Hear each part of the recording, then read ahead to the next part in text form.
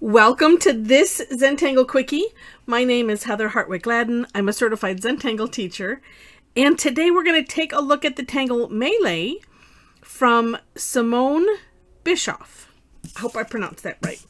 All right, this is a neat tangle in that you could use it in a number of ways. It's a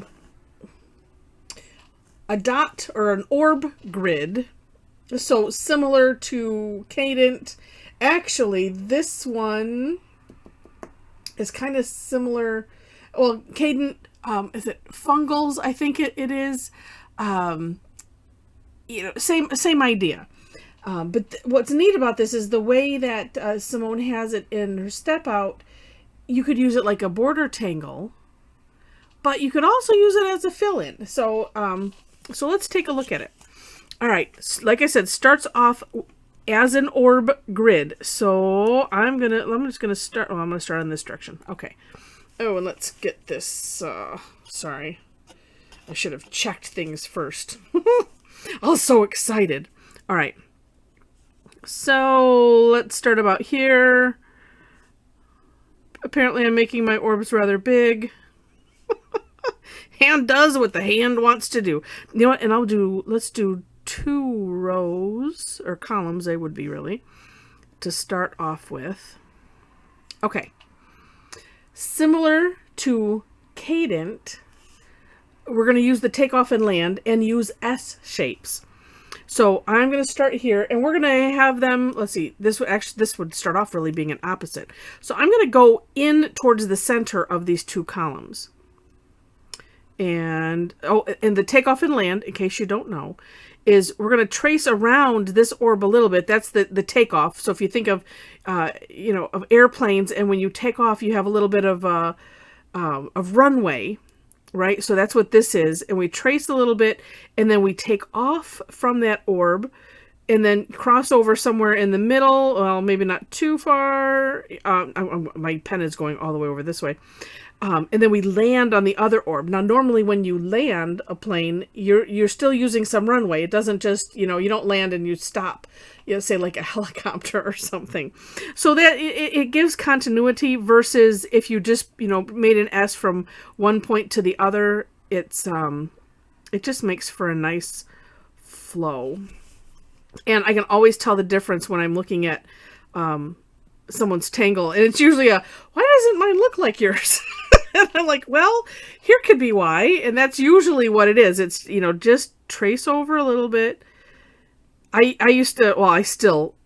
explain it, take off and land, but in my head, so if you're a sci-fi-ish type person, I think of it as slingshotting off of planets.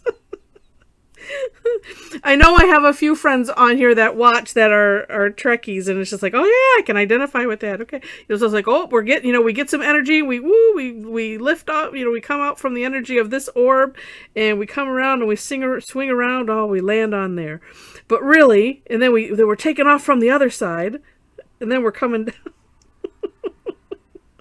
All right, I know 2 of you will be giggling.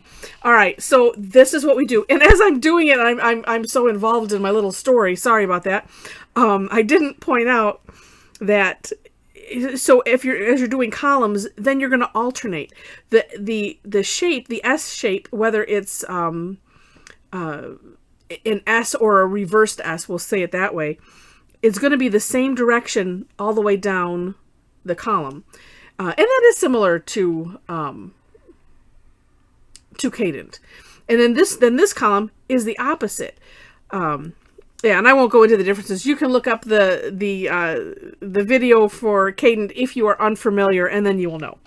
All right, and also look for I think it's funnels, FUNLS, maybe something like that. You can search on the channel.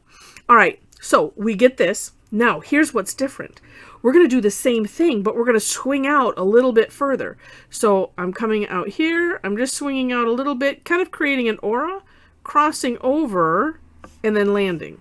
So we're going to do that on each one.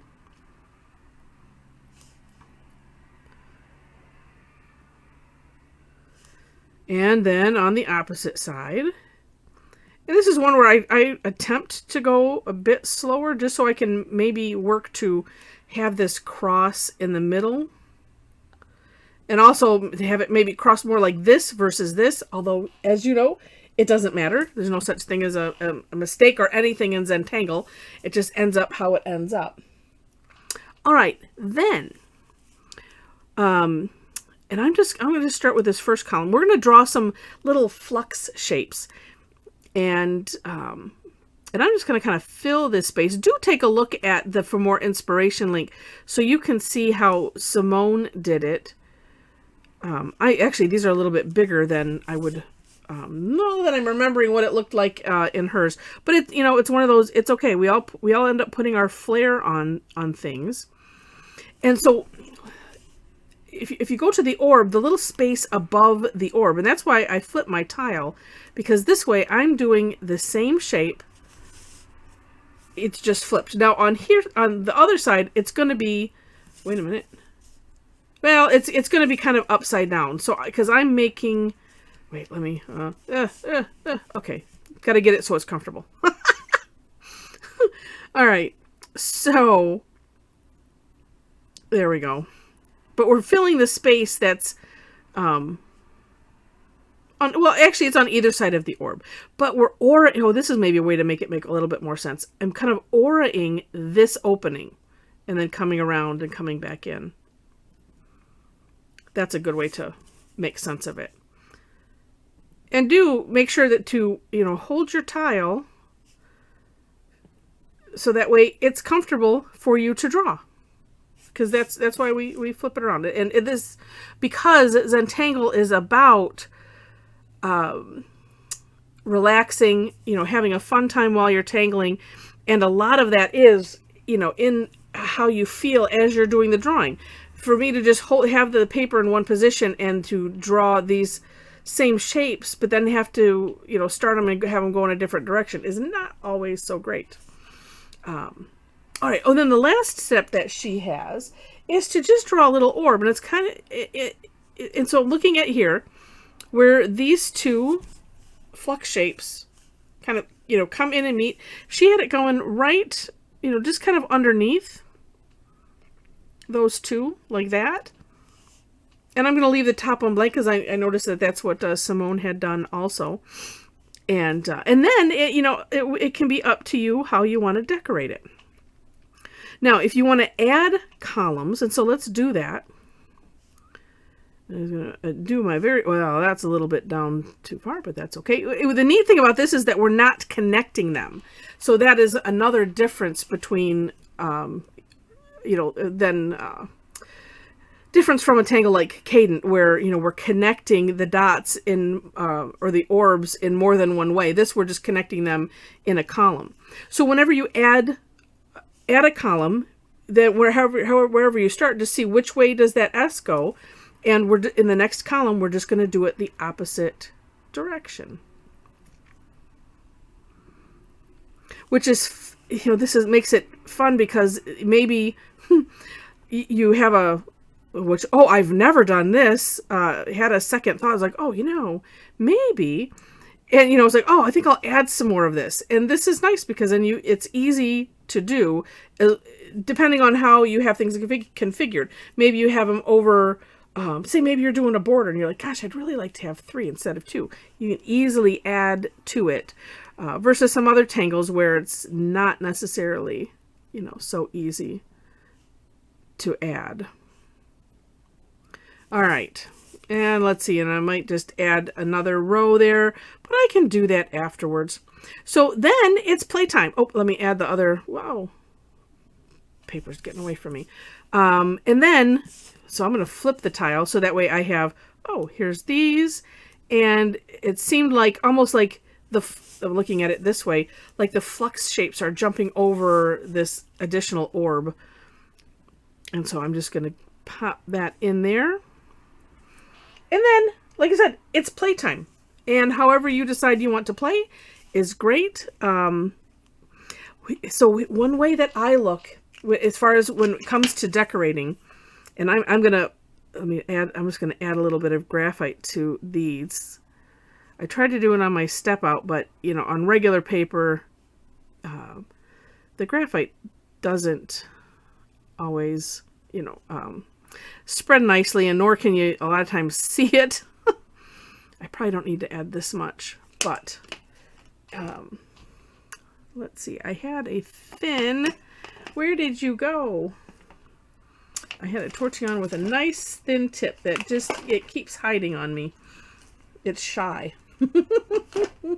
Oh, well. And, oh, here you are. Okay. And I just want to move in the graphite just, I like to do this, a third of the way in. So then one, on either side, and then in the middle, we have the natural tile color. Yeah, and then that way, and I left this one empty because I figured I could maybe use it to wipe off some of the graphite. I can always go back and even grab some more if I needed to, just like that.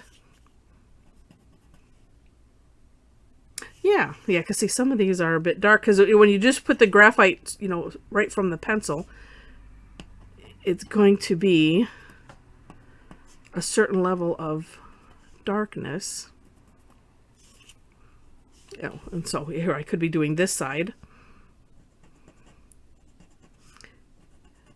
And like I said, sometimes if I have something small like this, it's nice to have a place that you can use some leftover graphite and not have it continue to get packed up on your tortillon as you continue down. And that was my plan. And it's working out pretty good. This is a lot darker than the center, but like I said, I can keep playing with it until it is how I want it. But that looks neat. And doing this, third, and having the middle third open, then you get that nice curvy dimension that you might want. Now I'm going to, you know what, I might have to do this after, or, well, let's see, because I'm looking, I have way too, here we go. I have way too many afterthoughts sometimes.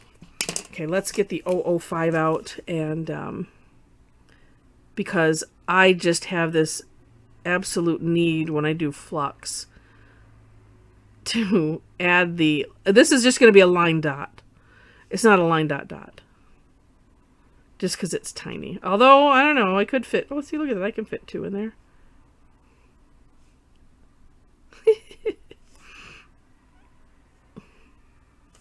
My favorite thing. And what's neat about the line dot dot, the thing that I love the most about it is if you end up with a flux shape that maybe you just don't care for, when you add the line, you can, like this, you can kind of curve it in such a way, let me do this side first, that really, I've just found it so many times to rescue what I thought looked really horrible. Like this one is a little bit more odd shaped, so I can kind of have that arch a little bit, and then the dots are just a continuation of that line. And then, it's like once it's done, you're like, wow, that just looks amazing. And it's such a fun little technique. All right, so when I'm thinking about, decorating, I look at where is it the sloppiest? Where do I need to neaten up? Where did something kind of go awry? And what ends up happening, and even when I do cadent or any of these orb grids where you're doing a shape attached to it, they usually get sloppy. So one thing you could do is if you wanted to just trace around that orb, of course you could. But why not just fill it in? And I'm deciding to leave, this is apparently my latest thing.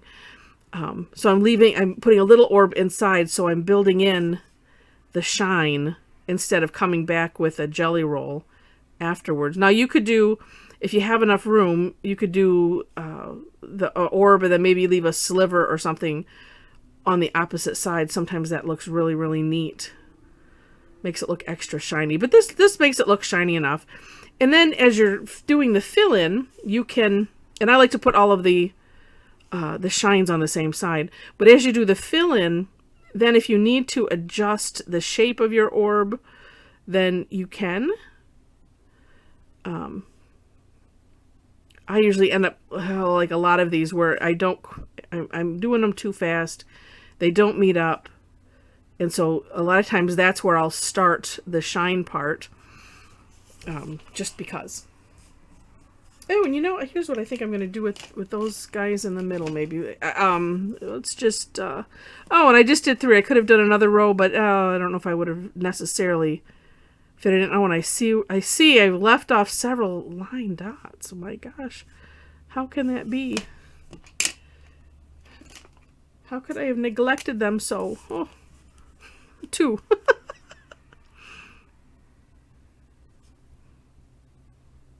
There we go.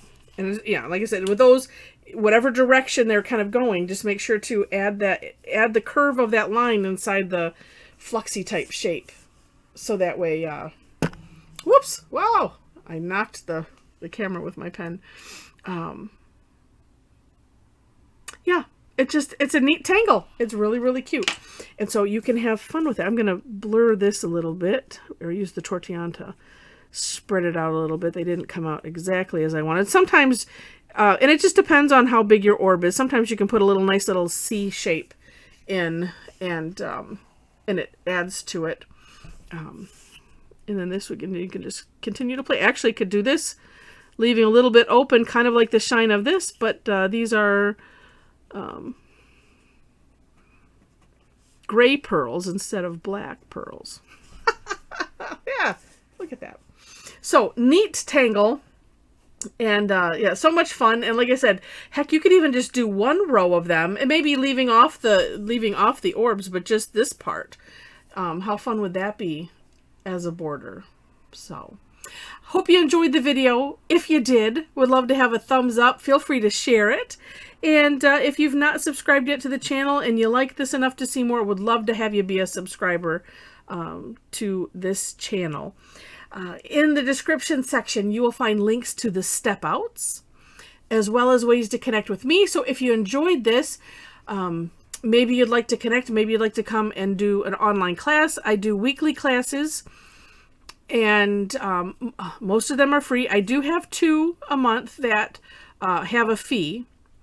I also have a membership club. The information is on my website, or connect with me if you can't find it. My website is in dire need of updating. And so I apologize for that in advance, but feel free to reach out, even if it's in the comments, and I'll make sure that you find the information that you need to. So with that, thanks so much for watching, and I wish you happy tangling.